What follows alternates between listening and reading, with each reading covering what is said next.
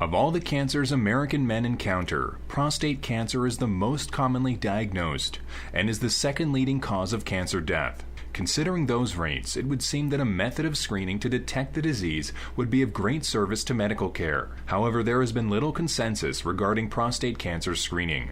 The PSA, or prostate-specific antigen test, is a blood test that seeks out a specific protein that is produced only by the prostate.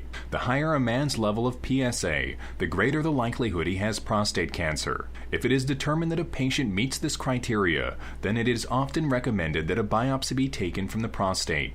Right now, in the last 20 years, we've reduced the death rate from prostate cancer by 42%. 20 years ago, the 10-year survival from prostate cancer was 55%. Now it approaches 99%. So clearly we're doing something right. The issue surrounding prostate cancer is that a large portion of tumors are not significant enough to warrant treatment. Earlier studies have indicated that as many as 40% of men who receive a positive test result have cancer that is growing too slowly to be a deadly threat.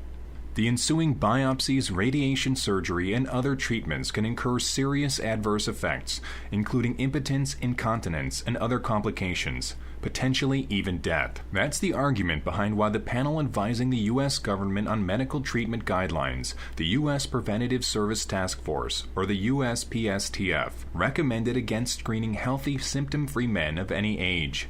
This type of one-size-fits-all approach makes completely no sense to the vast majority of practicing urologists, and from our perspective, threatens to undo 20 years of progress in patient education and treatment. A number of experts strongly believe that the PSA test still plays a necessary role in prostate cancer treatment. Without the blood test, the only remaining option for seeking out prostate cancer is through a digital rectal exam, where a physician examines the prostate through the rectum using his or her fingers. Some tumors can be detected this way, but not others, and often this discovery is too late. It's very important that the only way that we can get the results that we've enjoyed is to catch the prostate cancer before it has become metastatic. Once prostate cancer has escaped the confines of the prostate, there is no probability for cure. So our emphasis has to be on early detection. And this is why we find some of these controversies to be bewildering. A PSA is not an obligation to undergo a biopsy. And if you're biopsied, it is not an obligation for you to undergo treatment. It is simply a piece of information that a man can use to have a more educated discussion with their healthcare provider and their family about what approach is right for them. This is why I take significant issue with the USPSTF.